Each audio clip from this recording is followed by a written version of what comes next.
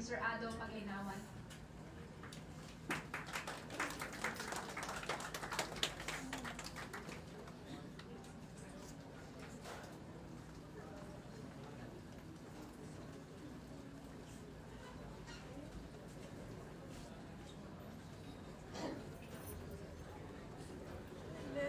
Thank you for coming. Magandang umaga po sa inyong lahat. Happy Valentine. Alam po ninyo, makasaysayan ang araw na ito sapagkat maraming magsisimula pa lamang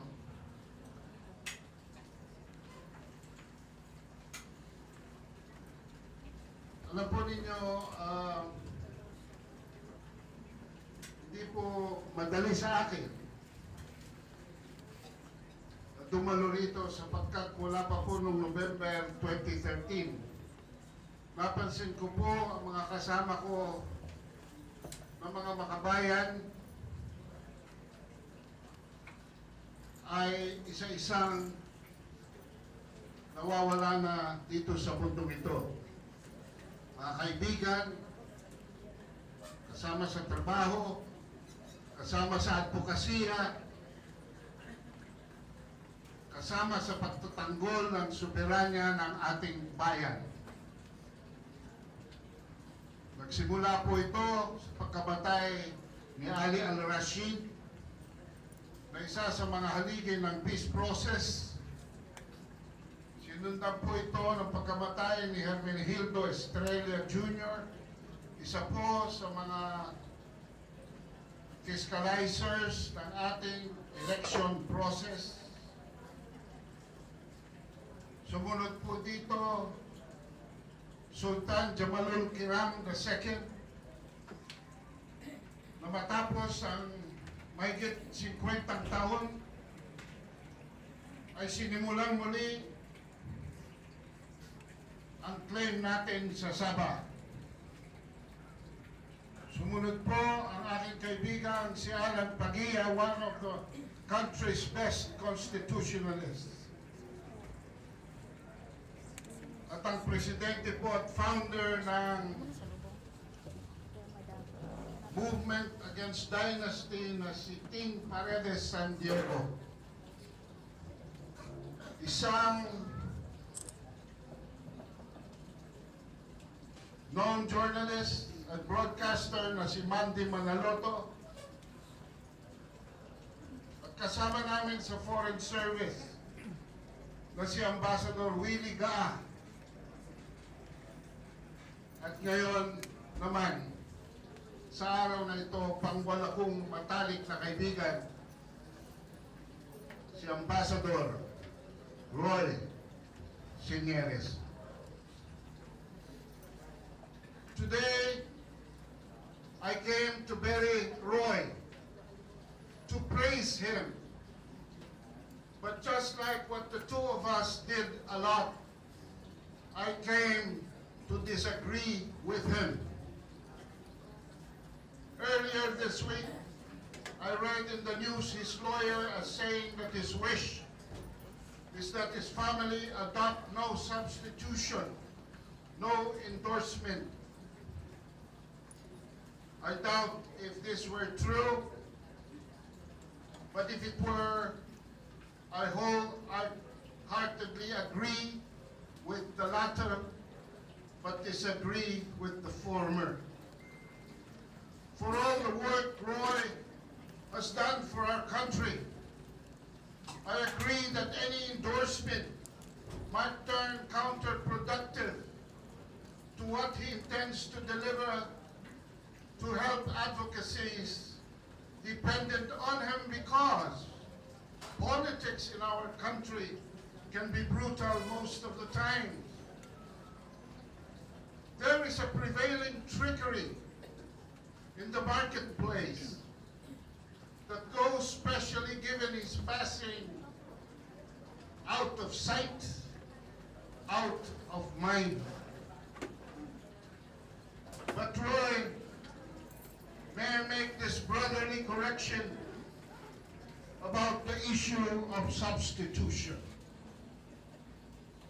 Covenant Chairman Andy Bautista himself has assured that your case is entitled to substitution by both law and jurisprudence, even by as late as the evening of May 9, provided the substitute will be surnamed Seneres.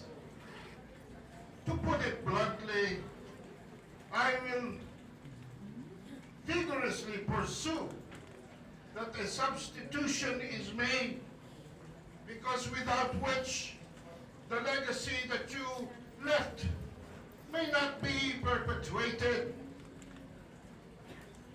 Minerva, your wife, is very qualified, and your son Christian will turn 40 years old this coming May 3. I too, your brother, has been in the public service for the longest time. All of you are natural-born citizens with over 10 years of residency. If impostors can feign birthright and tenure to satisfy her evil opportunism, why not either Minnie, Boy, or Ike, for that matter?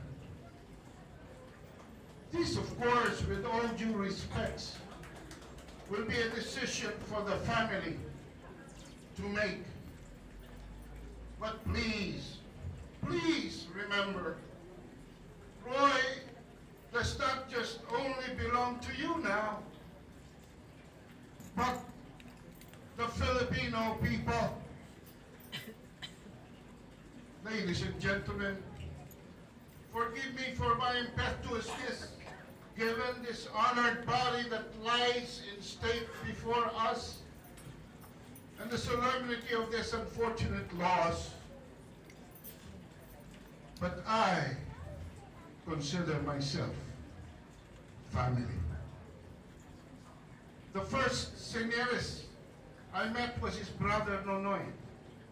Both of us were members of the Ligaya ng Panginoon Covenant community.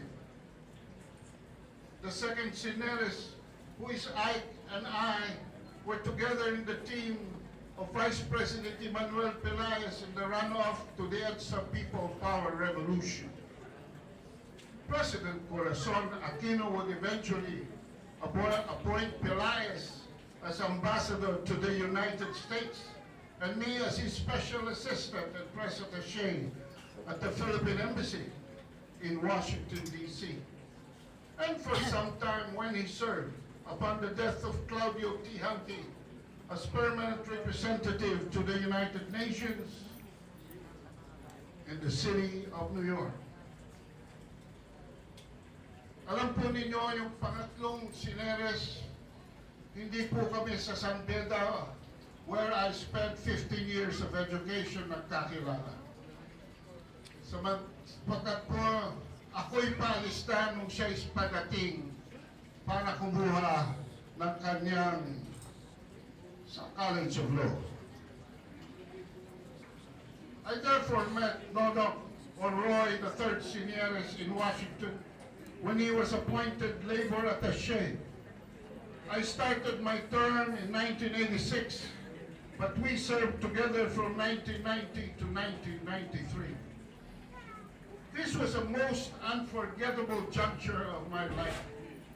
For we, Roy and I, often walked the Embassy Row at Massachusetts Avenue from Scott Circle to DuPont to take our gourmet lunch, fortunately punctuated from time to time by the company of patriots like Nicanor Jimenez, historian Stanley Carnell, journalists like David Briscoe or Ted Koppel, defense officials like Dick Armitage, congressmen like Stephen Sollers, and many more. We were in the company of the movers and shakers in that era of Philippine-American history. But if Roy accepted an ambassadorial appointment under the succeeding presidency of Fidel Ramos, I would decline. There in the Middle East, the name Seneres would make his largest leap to being greater than life, beyond what was still legally within. For Sara Balabagan, Roy's tenacity would go beyond the law and diplomatic protocol to eventually free the maiden from certain death, and the ambassador forever etched in the minds of all overseas Filipinos. The man set a public policy standard that no maximum effort would be worth anything if the life of a single Filipino would be sacrificed. He has failed in the ensuing years to land a Senate seat, but as a partyless congressman, the focus of his eagle eyes would not depart from improving the lot of millions of our workers who have been enslaved by the evils of contractualization. I witnessed in one copy hand how he expressed his righteousness even to the point of embarrassing his host, but rectifying the fact that there is no Herrera law and that contractualization is not the deed of a former senator, but of presidents conspiring with unscrupulous capitalists in our society by turning acquiescent to a deleterious malpractice. Even as recent as yesterday month, still very much in the presidential race, he fought the oligarchs and the ruling class that would ironically would have been the major source of funds for his electoral campaign. He would belie claims that he was withdrawing in favor of another presidential candidate, giving straightforward answer to the queries made by media. How can I do that when he is pro-death and I am pro-life? This is the integrity that Roy is made of, doggedly principled to the last. The last time we met was at the GNN studios in Makati. I had just finished being interviewed by Mentong Laurel, and his turn was coming to face Kit Tata. Minnie would remember she was there. Himself seated, I bent forward to whisper intimately to his ear, but I see that you may not physically be able to make it to the elections. Regardless, he said, I will die with my boots on. Well, my friend, you did. The fourth Seneres I met in 2013. In fact, I campaigned for him for a seat in the Senate under the Democratic Party of the Philippines. People are now talking about the probability of a boy president. Up to the last week, nagmistulang bigo pa rin ang ating bayan. We are in the four steps of despair as we drew near to the incoming elections. Yet in my discussions with him, we have one mind in that after 30 years of the EDSA revolution, we see nothing around us but a decadent society. And so today, do we grieve? Do we despair that our leader is no longer with us? Do we disperse and cast our country's destiny to the wind? I disagree. Roy can physically leave our presence, but the fervor of his vision and spirit haunt us no end until we find a logical conclusion to satisfy his burning appetite for justice, for a beleaguered nation, and most especially for a betrayed Filipino worker. I believe God has answered our prayers. In the din and darkness of seemingly abandoned souls, I see the light of a destiny manifesting himself. In his death, we usher in a rebirth of a new republic. As he has fallen, we shall rise. We need Roy's determined resolve, his virtue and fortitude to respond. His spirit serve as our guiding light. Sleep, our hero, sleep. In your name, we will continue your fight. I thank you and good morning.